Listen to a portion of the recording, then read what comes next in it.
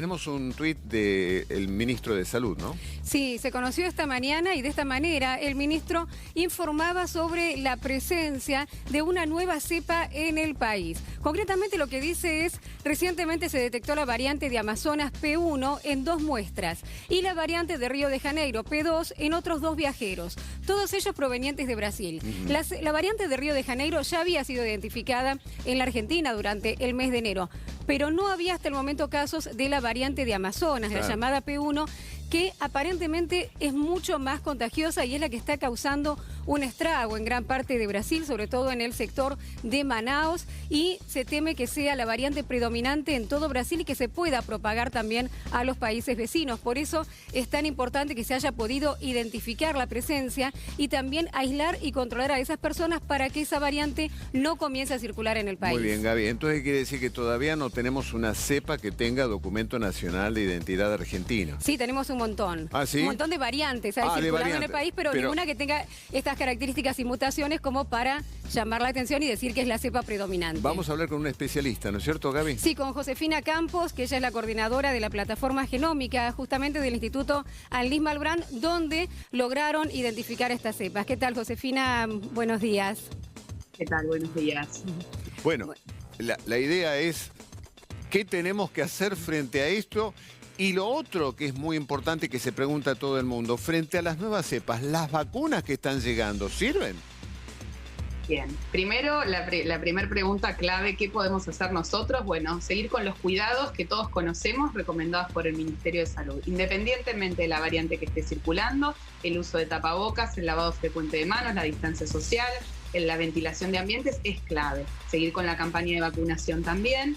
Si las vacunas sirven o no para las variantes de interés epidemiológico de las que están circulando en el país, actualmente, como dijeron, es la de Río de Janeiro, que ya tiene transmisión comunitaria, pero esta de Manaus simplemente fue identificada en 2 viajeros. Aún no la tenemos de transmisión comunitaria y no hay evidencia específica que las vacunas no cubran esta variante. Sí, hay estudios epidemiológicos que se están realizando para asegurar o no esto. Si lo que tiene es un grupo de mutaciones o constelación de mutaciones que hace que tengamos más cuidado porque están asociadas a una mayor transmisibilidad o menor unión de anticuerpos. Sí, pero aún no hay estudios concretos de esta variante puntual. Doctora, ¿en qué consisten esas mutaciones? ¿Cuántas son? ¿Afecta también a la proteína Spike, ¿no? Que justamente es un agente principal, protagonista dentro de las vacunas, la generación de anticuerpos? Sí, comparte muchas de las mutaciones en la proteína Spike o espícula con la variante de Reino Unido y la variante de Sudáfrica, entre ellas la 501 y la 486, que son de las que preocupan, entre otras. Tiene un total de 17 mutaciones, al menos 15 hemos encontrado en las 2 genomas que hemos secuenciado acá en Argentina, 15 de estas.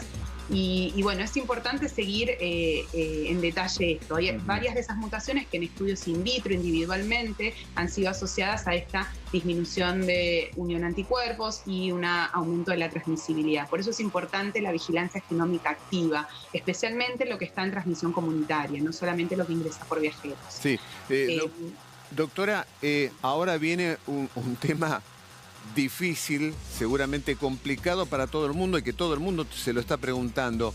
¿Es más letal? ¿Estas cepas son más letales que las que conocíamos hasta ahora? Aún no hay, como dije, no hay estudios concretos epidemiológicos que demuestren esto. Los estudios de transmisibilidad muchas veces son estudios epidemiológicos que a partir del caso primario determinan los casos secundarios, y así es como se determina el aumento de la transmisibilidad. Y respecto a lo que es la mortalidad o la mayor virulencia de la cepa o de carga de enfermedad, bueno, eso son estudios que aún no son concluyentes respecto a esta variante, ¿sí? Muchas veces tiene que ver también con la mayor transmisibilidad y el resentimiento en el sistema de salud del mayor número de casos, por ejemplo. Entonces son estudios epidemiológicos que hay que hacer en los lugares donde la variante ya está circulando, por ejemplo en Manaus o en otros lugares de Brasil donde está siendo predominante. Doctor, ¿esta variante se identificó en turistas que ingresaron recientemente al país? Sí, habrían ingresado en el mes de enero a Argentina provenientes de Brasil. Claro. Bueno, ahí es cuando uno se pregunta si no podemos hacer algo más también en ese sentido, ¿no? Es decir, ser más estrictos, evitar que ingresen, por ejemplo, en este caso sería brasileños, que son los que están trayendo esta nueva cepa. ¿No tendríamos que ser un poco más estrictos, doctora?